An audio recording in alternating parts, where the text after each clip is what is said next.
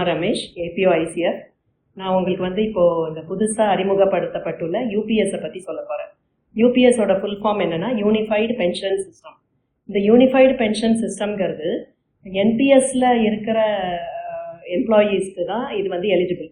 Old pension ஸ்கீமில் உள்ளவங்களுக்கு இது not eligible. So unified pension ஸ்கீம்ங்கிறது கவர்மெண்ட் கெசட் நோட்டிஃபிகேஷன் மூலமாக 24th January 2025 இன்ட்ரடியூஸ் பண்ணாங்க. இது இப்போ எஃபெக்டிவ் ஃப்ரம் 1/4/25 அதாவது 1st April 25 புதுசாக வேலைக்கு சேர்றவங்களுக்கு யூனிஃபைடு பென்ஷன் ஸ்கீம் அப்படியே அவங்க சேர்ந்துக்கலாம். அவங்களுக்கு ஒரு மாதத்துக்குள்ளே சேரணும்னு ஒரு டைம் லைன் கொடுத்துருக்காங்க சேரணும்னா. ஸோ 30 நாள் நமக்கு ஏற்கனவே முடிஞ்சிருச்சு. ஸோ மேபி ரயில்வே போர்டில் எக்ஸ்டெண்ட் பண்ணலாம். மற்றபடி என்பிஎஸ்ல ஆல்ரெடி இருக்கிற எம்ப்ளாயீஸும் இது ஒரு பென்ஷன், ஒரு ஓல்டு பென்ஷன் ஸ்கீம் மாதிரி மந்த்லி பென்ஷன் கொடுக்குற ஒரு ஸ்கீமாக கொண்டு வந்திருக்காங்க. ஸோ அந்த மந்த்லி பென்ஷன் ஸ்கீமுக்கு ஆப்ஷன் கொடுக்குறவங்க கொடுக்கலான்ங்கிறது ஐடியா. ஸோ அந்த ஆப்ஷன் 3 மாதத்துக்குள்ளே கொடுக்க சொல்லியிருக்காங்க. இப்போ 1/4/25 நமக்கு 30/6/25 30 ஜூன் 2025 யாருக்கெல்லாம் இந்த ஸ்கீமுக்கு வரணுமோ அவங்க ஆப்ஷன் கொடுக்கலாம். அதுக்கு ஆப்ஷன் ஆன்லைன்லேயும் கொடுக்கலாம். ஆன்லைனில் சிஆர்ஏ சைட்டுன்னு இருக்குது. அந்த சிஆர்ஏ ஆன்லைன் சைட்டில் போயிட்டு நம்மளுடைய ப்ரான் நம்பரை கொடுத்தோன்னா அந்த உங்களுக்கு ஓடிபி வரும். அதை வச்சு நீங்கள் ஃபில்அப் பண்ணிங்கன்னா கடைசியில் ஒரு ஃபார்ம் வரும். அது அக்னாலஜ்மெண்ட் ஃபார்ம். நீங்கள் அப்ளை பண்ணிட்டீங்க ஆன்லைனில். அந்த அக்னாலஜ்மெண்ட் ஃபார்மை பிரிண்ட் எடுத்து நம்மளுடைய பில் செக்ஷனில் உள்ள என்பிஎஸ் செக்ஷன் சீஃப் அவங்க கையில் கொடுத்தீங்கன்னா அவங்க அதை ப்ராசஸ் பண்ணுவாங்க. ஆஃப்லைனில் முடியாதவங்க அவங்களோட அசிஸ்டன்ஸோட ஆஃப்லைன்லேயும் பண்ணிக்கலாம். ஸோ 2 விதமாகவும் பண்ணலாம். பட் நம்ம ஆன்லைனில் பண்ணிட்டோம்னா உங்களுக்கு அப்படியே ரெக்கார்டாக இருக்கும். ஸோ ஆன்லைன் பெட்டராக இருக்கும். எனி ஹெல்ப் சிபிஎஸ்ல அந்த இதுக்கு ஹெல்ப் பண்ணுவாங்க. ஸோ முக்கியமாக இதில் தெரியப்பட வேண்டியது 30/6/2025 நீங்கள் ஆப்ஷனை பண்ணணும். இது யார் யாருக்கெல்லாம் இந்த ஆப்ஷன் இருக்குன்னா, நான் முதல்ல சொன்ன மாதிரி நியூவாக அப்பாயிண்ட் ஆன 1/4/25 அப்பாயிண்ட் ஆனவங்க எல்லாரும் A1 ஃபார்ம் படி அந்த ஆப்ஷன் கொடுக்கலாம். எக்ஸிஸ்டிங் என்பிஎஸ்ல இருக்கிற எம்ப்ளாயீஸ் அவங்களுடைய ஃபார்ம் A2ன்னு சொல்லுவாங்க. A1 புது அப்பாயின்மெண்ட்டுக்கு 1/4க்கு அப்புறம் அப்பாயிண்ட் ஆனவங்க. A2 எக்ஸிஸ்டிங்காக ஆல்ரெடி அந்த என்பிஎஸ்ல இருக்கிறவங்க அவங்க இந்த ஸ்கீமுக்கு ஆப்ஷன் கொடுக்கணும்னா A2ன்னு ஒரு ஃபார்ம் அவங்க கொடுக்கணும். அது மட்டும் இல்லாமல் என்பிஎஸ்ல 31/3/2025 முன்னால் ரிட்டையர் ஆனவங்க இருப்பாங்க இல்லையா.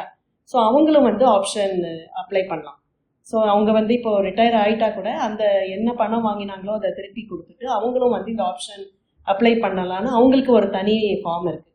அதே மாதிரி என்பிஎஸ் ஸ்கீமில் 31/3 முன்னால் இறந்தவங்க இருப்பாங்க இல்லையா. ஸோ அவங்களுடைய மனைவி ஆர் கணவன் அவங்க அப்ளை பண்ணலாம். ஸோ அவங்களுக்கும் எலிஜிபிள். ஸோ 4 பேருக்கு எலிஜிபிள். ஒன்று புது அப்பாயின்மெண்ட்டு, 2வது எக்ஸிஸ்டிங் என்பிஎஸ் ஆளுங்க, 3வது என்பிஎஸ் 33க்கு முன்னாலேயே ரிட்டையர் ஆகி ஓய்வு பெற்றவங்க மறுபடியும் ஆப்ஷன் வேணும்னா அவங்க பண்ணலாம். அப்புறம் பதவியிலேருந்து இறந்தவங்க, வெளியில் இறந்து போனவங்களுடைய சந்தாதாரர்கள் மனைவி ஆர் கணவன் அப்ளை பண்ணலாம். இந்த 4 பேருமே அப்ளை பண்ணலாம். கடைசி தேதி 30/6/2025. ஸோ ஒருங்கிணைந்த ஓய்வூதிய திட்டம், இதுக்கு நீங்கள் ஆப்ஷன் கொடுக்கும்போது கவனமாக கொடுங்க. ஏன்னா ஒரு முறை ஆப்ஷன் கொடுத்தீங்கன்னா அதை மாற்ற முடியாது. ஸோ ஒரு தடவை யூபிஎஸ்க்கு கொடுத்துட்டிங்கன்னா மறுபடியும் நான் என்பிஎஸ்க்கு வரணும்னு சொல்ல முடியாது. அதனால் ஆப்ஷன் தேர்ந்தெடுக்கும் போது கவனமாக தேர்ந்தெடுங்க. ஸோ இதில் 2 விதமான டெக்னிக்கல் டேர்ம்ஸ் ரொம்ப ரொம்ப முக்கியம் அந்த யூபிஎஸ்க்கு. அதில் என்ன சொல்கிறாங்க கவர்மெண்ட்லனா, பெஞ்ச்மார்க் கார்பஸ் ஒன்று, இண்டிவிஜுவல் கார்பஸ் ஒன்று, 2 கார்பஸை சொல்கிறாங்க.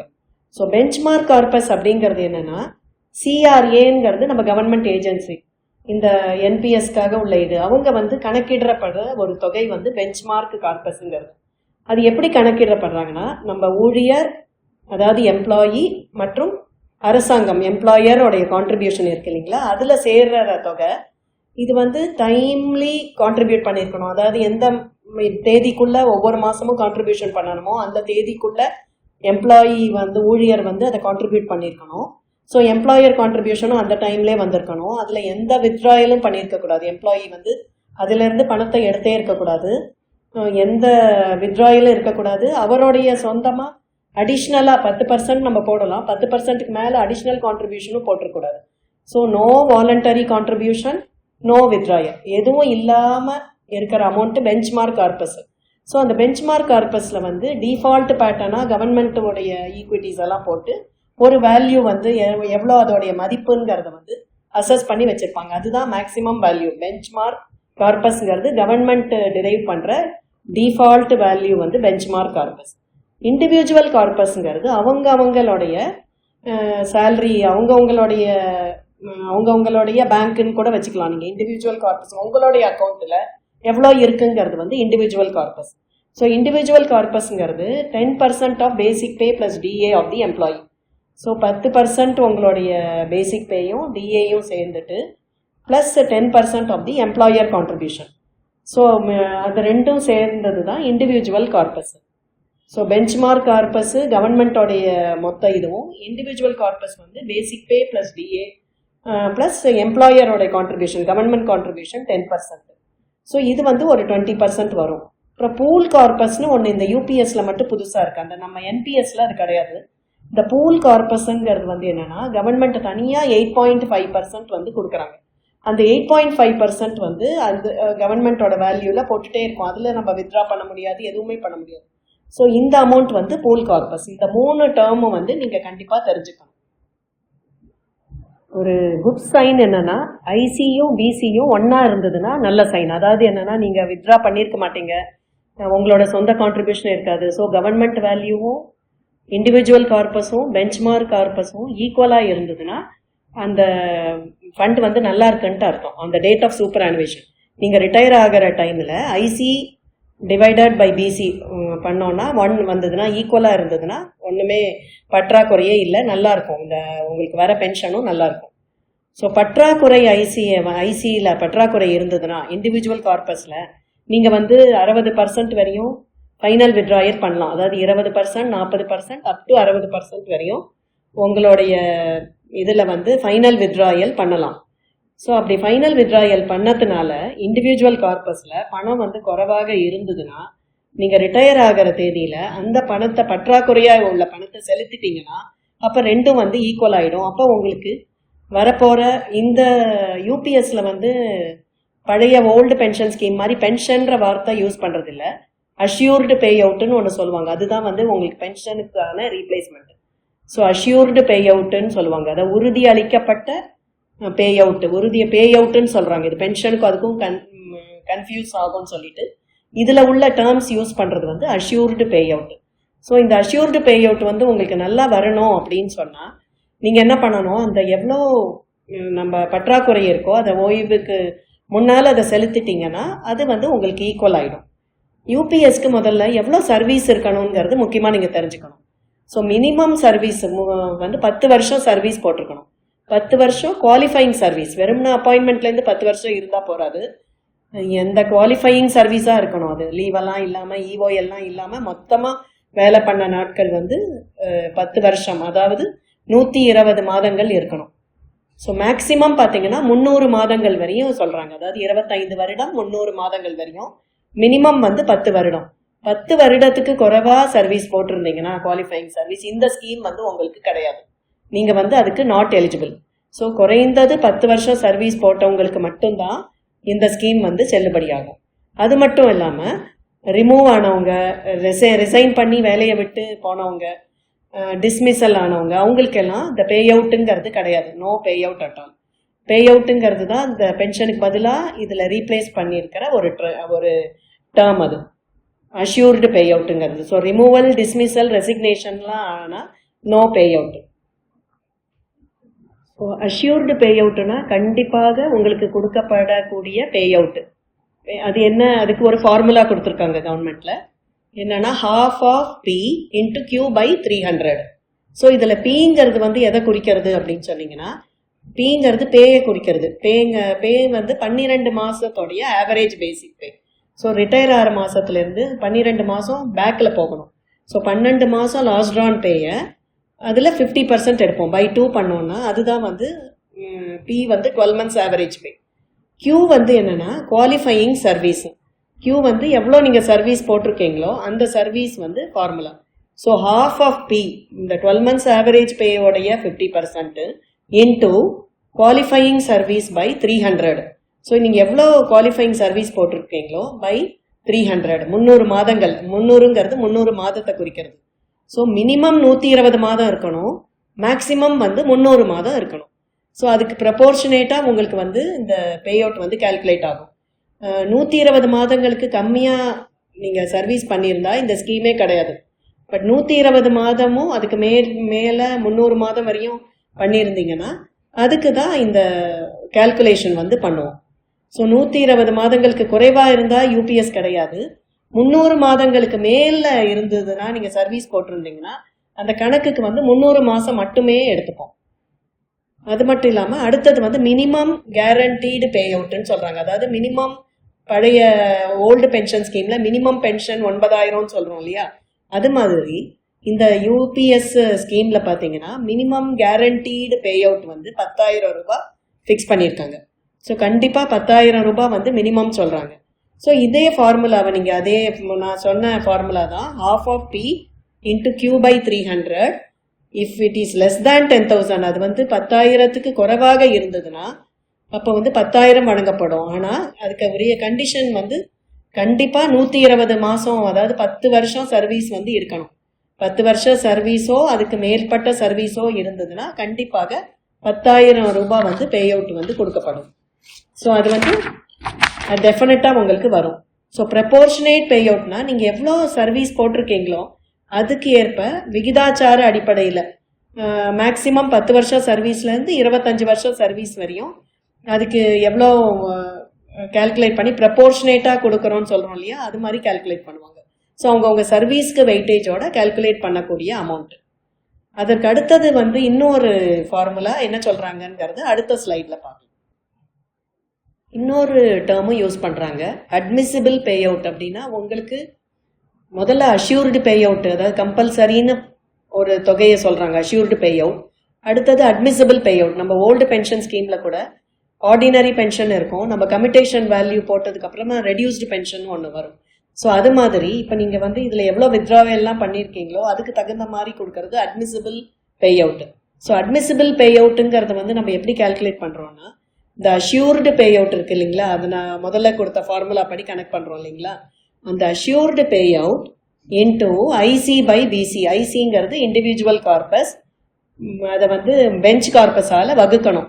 வகுத்து into 1 minus final withdrawal percentage.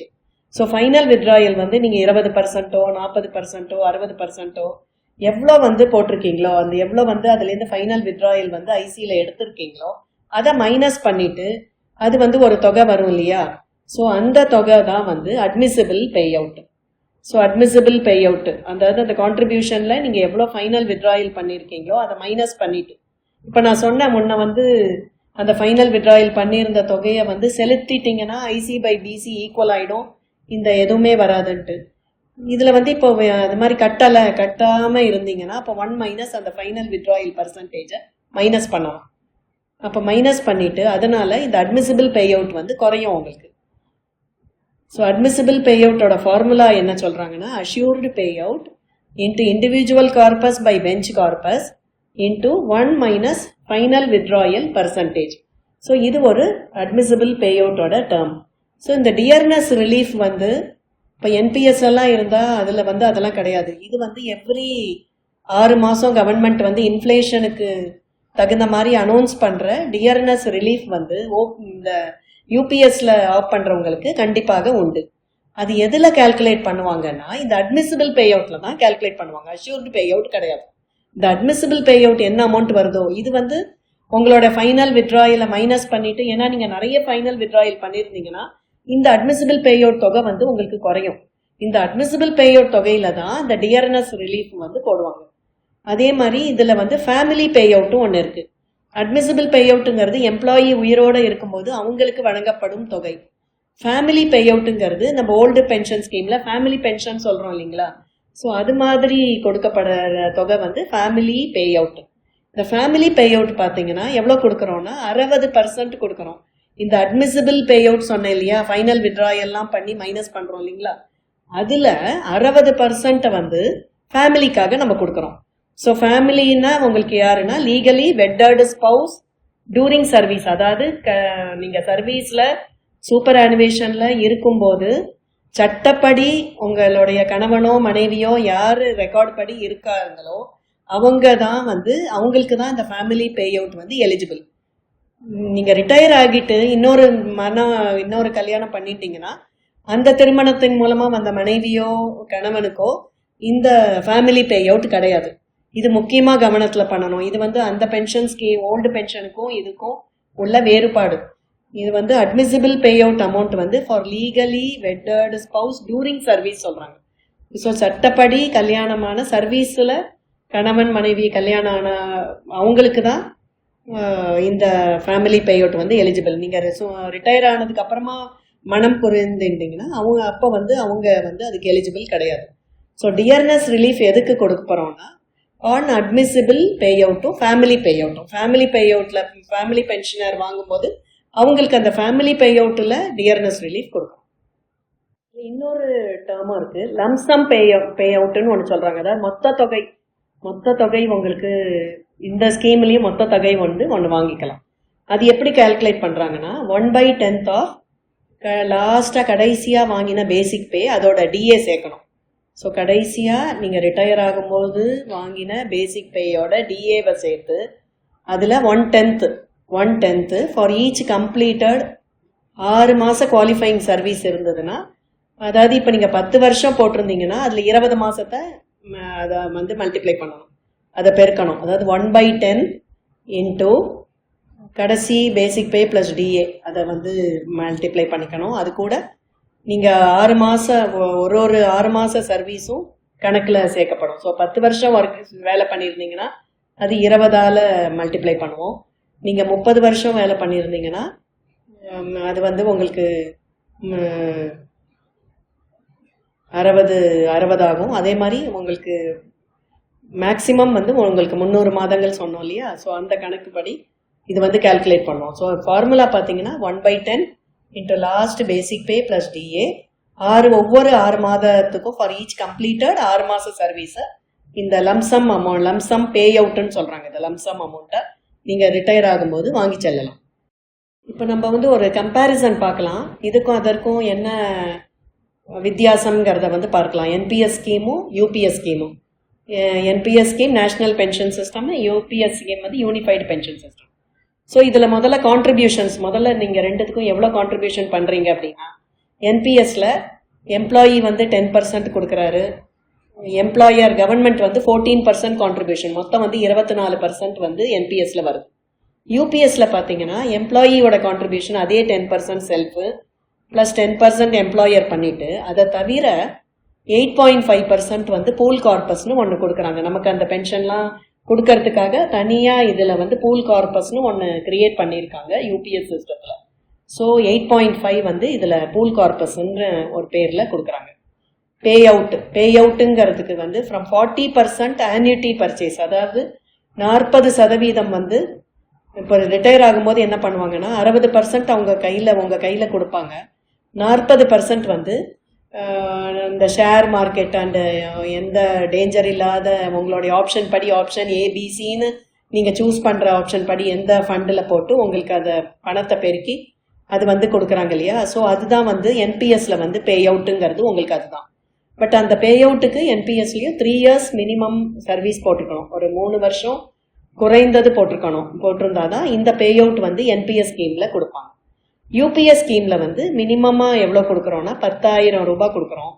Minimum அதுக்கு 120 மாதங்கள், அதாவது 10 வருஷம் சர்வீஸ் போட்டிருந்தா 10 வருஷம் குவாலிஃபையிங் சர்வீஸ், நான் சொன்ன மாதிரி வெறும் சர்வீஸ் இல்லை, குவாலிஃபையிங் சர்வீஸ் 10 வருஷம் போட்டிருந்தீங்கன்னா மினிமம் பே அவுட் வந்து 10,000 வந்து கண்டிப்பாக கொடுக்கப்படும். டியர்னஸ் ரிலீஃப் பார்த்தீங்கன்னா என்பிஎஸ்ல இருக்கிறவங்களுக்கு அது எலிஜிபிள் கிடையாது, நாட் அப்ளிகபிள், அவங்களுக்கு கிடையாது. பட் யூபிஎஸ்ல இருந்தீங்கன்னா ஒவ்வொரு 6 மாதங்களுக்கும் கவர்மெண்ட் அனௌன்ஸ் பண்ணுற டியர்னஸ் ரிலீஃப் ரேட்ஸ் வந்து உங்களுக்கு வந்துட்டு இருக்கும் as from time to time. ஆனால் எதில் வரும் டியர்னஸ் ரிலீஃப்னா, நான் அப்பயே சொன்ன மாதிரி அட்மிசிபிள் பே அவுட்டில் தான் வரும், அஷ்யூர்டு பே அவுட்டில் கிடையாது. ஸோ அஷ்யூர்டு பே அவுட்டுங்கிறது முதல்ல கால்குலேட் பண்ணுறோம். ஸோ அதுலேருந்து அட்மிசிபிள் பே அவுட்டுங்கிறது உங்களுடைய வித்ட்ராயல்லாம் மைனஸ் பண்ணிவிட்டு அதை கால்குலேட் பண்ணிட்டு வரோம் இல்லையா. ஸோ அந்த அட்மிசிபிள் பே அவுட்ல தான் டியர்னஸ் ரிலீஃப் கால்குலேட் பண்ணுவோம். அப்புறம் வித்ட்ராயல் லிமிட்ஸ், எவ்வளோ தரம் வந்து நீங்கள் வித்ட்ரா பண்ணலாம், உங்களுடைய பணம் கான்ட்ரிபியூஷன் சேர்க்குறீங்க இல்லையா, அதில் எவ்வளோ டைம் வித்ட்ரா பண்ணலாம்னா 3 முறை வந்து வித்ட்ரா பண்ணலாம். அதுவும் என்னன்னா 25%, அதாவது என்னன்னா அந்த நீங்கள் எம்ப்ளாயி நீங்கள் செலுத்தப்படுறதுல 25% உங்களுடைய ஓன் கான்ட்ரிபியூஷன் இருக்கு இல்லைங்களா. இந்த 25% ஓன் கான்ட்ரிபியூஷன்ல தான் அது எடுக்க முடியும், கவர்மெண்ட் கான்ட்ரிபியூஷன்லேருந்து எடுக்க முடியாது. ஸோ 3 தரம் வந்து நீங்கள் வந்து அதை வித்ட்ரா பண்ணலாம். இதுவும் வந்து யூபிஎஸ்லேயும் 3 தரம் வந்து வித்ட்ரா பண்ணலாம். அதுவும் ஓன் கான்ட்ரிபியூஷன், நீங்கள் என்ன செலுத்துறீங்களோ அதுலேருந்து 3 முறை வந்து வித்ட்ரா பண்ணலாம். ஆனால் இதில் நீங்கள் வித்ட்ரா பண்ண என்ன ஒன்றுனா, இந்த இண்டிவிஜுவல் கார்பஸில் வந்து நீங்கள் வித்ட்ரா பண்ணிவிட்டு அதை வந்து மறுபடியும் அதை ரெக்யூப் பண்ணலைன்னா, அதில் மறுபடியும் அந்த பணத்தை போடலைன்னா, இந்த இண்டிவிஜுவல் கார்பஸுங்கிறது உங்களுக்கு குறைவாகிண்டே போகும் யூபிஎஸ்ல. ஸோ குறைவாச்சுன்னா என்ன ஆகும், உங்களுக்கு அட்மிசிபிள் பே அவுட் வந்து கம்மியாயிடும். ஸோ நீங்கள் இன்கேஸ் வித்ட்ரா பண்ணியிருந்தா கூட அந்த ரிட்டையர் ஆகும்போது அந்த பணத்தை போட்டுட்டீங்கன்னா உங்களுக்கு அட்மிசிபிள் பே அவுட் வந்து பாதிப்பு இல்லாமல் வரும். ஸோ அதை வந்து நீங்கள் போய் சேர்ந்தீங்கன்னா அதை கான்ட்ரிபியூட் பண்ணுறது வந்து பெட்டர்.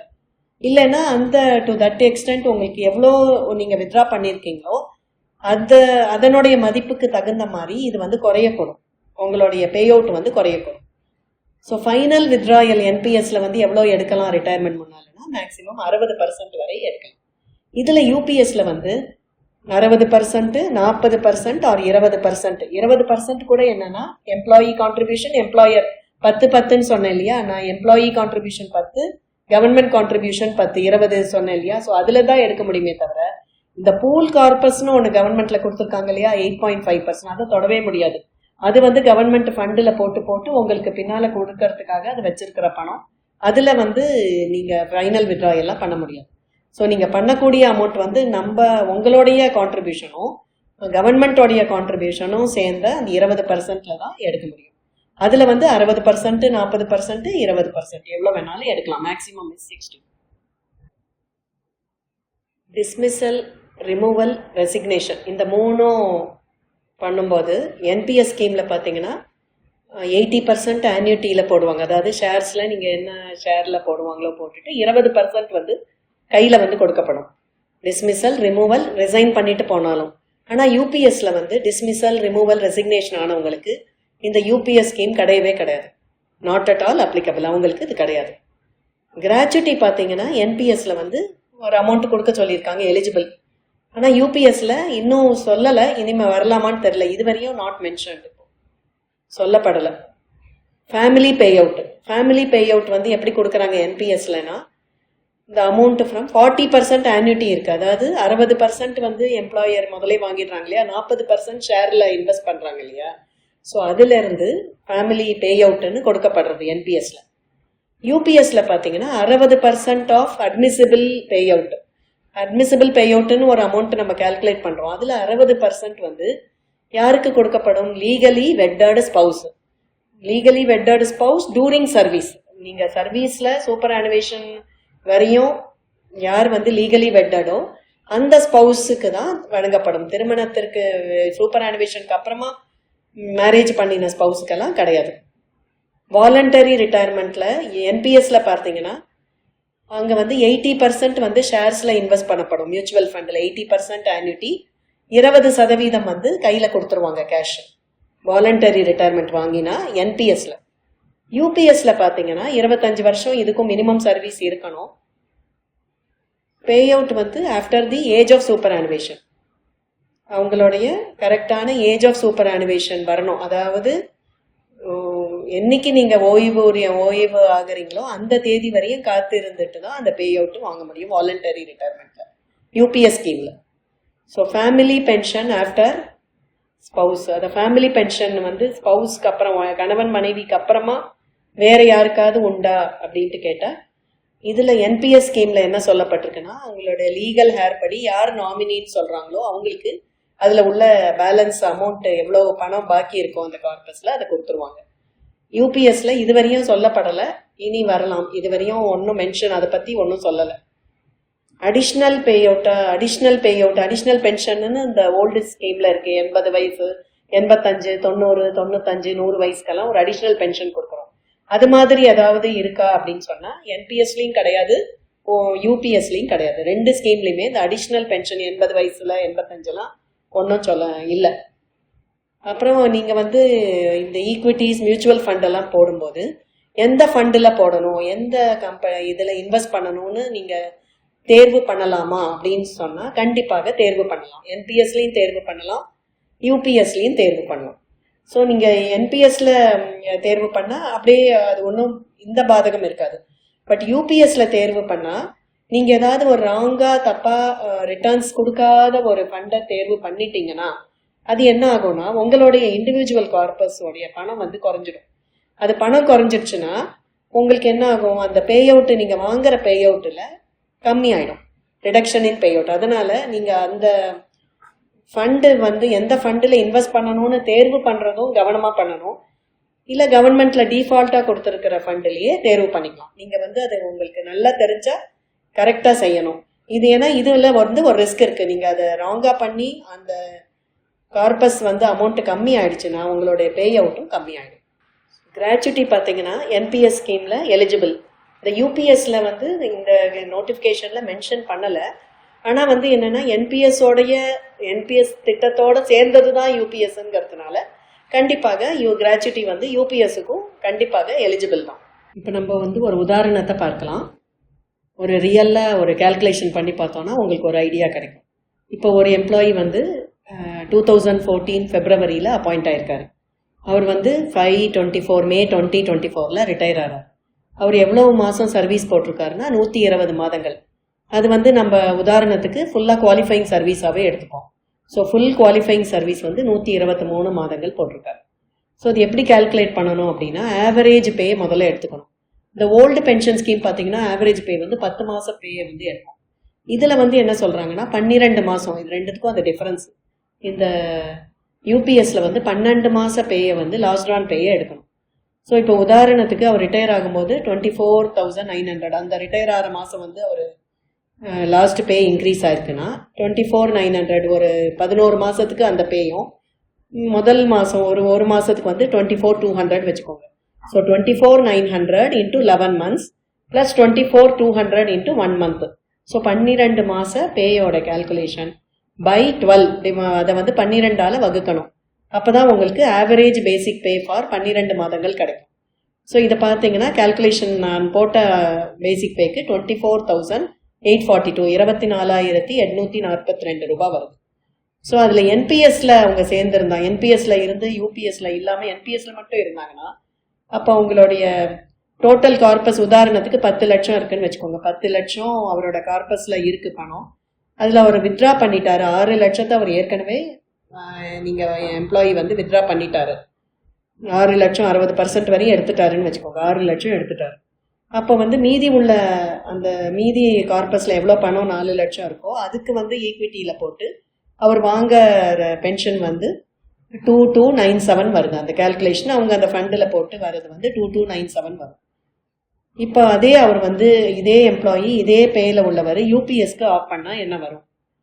அப்போ அவருக்கு வந்து லம்சம் முதல்ல வந்து லம்சம்மாக ஒரு மொத்த தொகை கொடுக்குறோன்னு சொன்னோம் இல்லையா, அது எப்படி கால்குலேட் பண்ணுறாங்கன்னா 10% of last drawn basic pay, கடைசியில் நீங்கள் ரிட்டையர் ஆகும்போது வாங்கின பேசிக் பே ப்ளஸ் அதனுடைய டிஏ.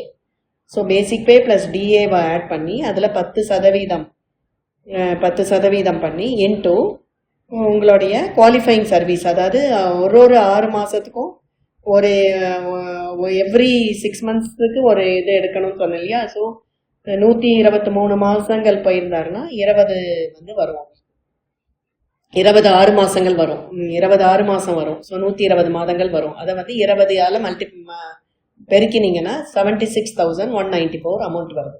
இது வந்து லம்சம் மொத்த தொகை வரும். யூபிஎஸ்ல சேர்ந்தீங்கன்னா பே அவுட் வந்து எவ்வளோ வரும் அப்படின்னு பார்த்தீங்கன்னா இந்த முதல்ல அந்த ஆவரேஜ் பே கால்குலேட் பண்ணுவோம் இல்லையா 12 மாதத்துக்கு, அதை வந்து 2ஆல் வகுக்கணும். அதாவது 50% ஆஃப் 24,842 அதை 2ஆல் வகுக்கணும். வகுத்துட்டு நீங்கள் எவ்வளோ சர்வீஸ் போட்டிருக்கீங்க, மேக்ஸிமம் சர்வீஸ் வந்து 300. அந்த 300ல் நீங்கள் எத்தனை மாதங்கள் சர்வீஸ் போட்டிருக்கீங்க, இந்த கேஸில் வந்து 123 நம்ம உதாரணத்துக்கு எடுத்த கேஸில். ஸோ 123 டிவைடட் பை 300 இன்ட்டு 1 வந்து என்ன குறிக்கிறதுனா பெஞ்ச் கார்பஸும் இண்டிவிஜுவல் கார்பஸும் சேமாக இருந்ததுன்னா இன்ட்டு 1 மல்டிப்ளை பண்ணால் 5093 வருது. ஸோ 5093ங்கிறது ரொம்ப குறைவாக இருக்கிறதுனால அவருக்கு என்ன உங்களுக்கு அஷ்யூர்டு பே அவுட் கிடைக்கும்னா 10,000 ரூபாய் ப்ளஸ் டியர்னஸ் ரிலீஃப் கிடைக்கும். ஆனால் நீங்கள் வந்து இப்போ இந்த கேஸில் 60% வந்து யூபிஎஸ் கார்பஸ்லேருந்து வித்ட்ரா பண்ணிட்டீங்க. ஸோ 60% வித்ட்ரா பண்ணால் அப்போ வந்து அட்மிசிபிள் பே அவுட் என்ன ஆகுதுன்னா, நீங்கள் எதுவுமே வித்ட்ரா பண்ணலைன்னா நான் முதல்ல சொன்ன 10,000 ரூபாய் வாங்குவீங்க. நீங்கள் இப்போ வித்ட்ரா பண்ணிவிட்டு அதை மறுபடியும் அதை ரொப்பலைன்னா அப்போ என்ன ஆகும் அப்படின்னு சொன்னீங்கன்னா, உங்களோட பே அவுட் வந்து அந்த அஷ்யூர்டு பே அவுட்டில் எவ்வளோ கேல்குலேட் பண்ணுறோம் நம்ம 10,000.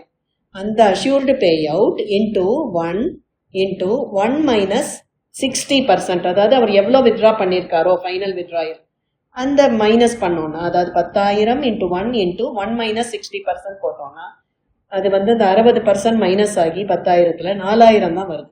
இந்த 4,000க்கு என்ன டியர்னஸ் ரிலீஃபோ அதுதான் அவருக்கு கிடைக்கும்.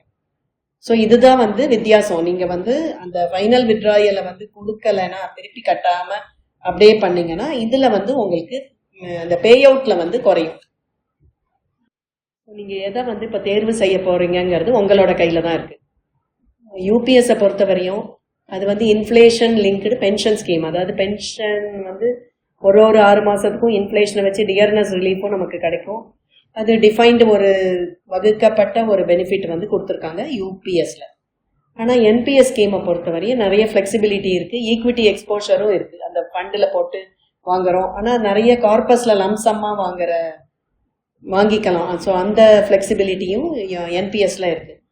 ஆனால் ஃபைனலாக டெசிஷன் எடுக்க வேண்டியது நீங்கள் தான். ஸோ எது வேணும், உங்களோட கெரியர் பிளான் எப்படி, நீங்கள் சர்வீஸில் ரொம்ப வருஷம் இருக்க போகிறீங்களா, இல்லை வேறு ஏதாவது ஆப்ஷன்ஸ் இருக்கா, வெளியில் வேறு ஏதாவது நல்ல ஜாபுக்கு ட்ரை பண்ணுறீங்களா, வேறு பேக்கு போக போகிறீங்களா, வேறு ஏதாவது டிபார்ட்மெண்ட்டில் ஜாயின் பண்ண போகிறீங்களா, அது மாதிரி ஆஸ்பிரேஷன்ஸ் இருக்கா. ஸோ எல்லாத்தையுமே டிசைட் பண்ணிவிட்டு உங்களோட கெரியர் பிளான்ஸு, எவ்வளோ ரிஸ்க் எடுக்க தயாராக இருக்கீங்க, உங்களோட ரிட்டையர்மெண்ட்டுக்கு உரிய ப்ரையாரிட்டி உங்களுக்கு எதெல்லாம் உங்களுக்கு உடனடியாக தேவை அதெல்லாம் தீர்மானம் பண்ணி எல்லாத்தையும் கருத்தில் கொண்டு நீங்கள் வந்து ஆப்ஷனை தேர்வு பண்ணுறது வந்து கவனமாக பண்ணணும். இதில் வந்து நம்ம இது பெனிஃபிட்டு அது பெனிஃபிட்னு சொல்ல முடியாது. இண்டிவிஜுவலாக ஒவ்வொருத்தரும் அவங்கவுங்க தேர்வு பண்ணணும். அதை வந்து நீங்கள் கவனமாக செய்யுங்க. ஏன்னா ஒரு முறை திரும்ப சொல்கிறோம், ஒரு முறை ஆப்ஷன் கொடுத்தீங்கன்னா அதை மறுமுறை மாற்ற இயலாது. அதனால் கவனமாக வந்து கொடுக்கணும்னு சொல்லிக்கிறேன். நன்றி.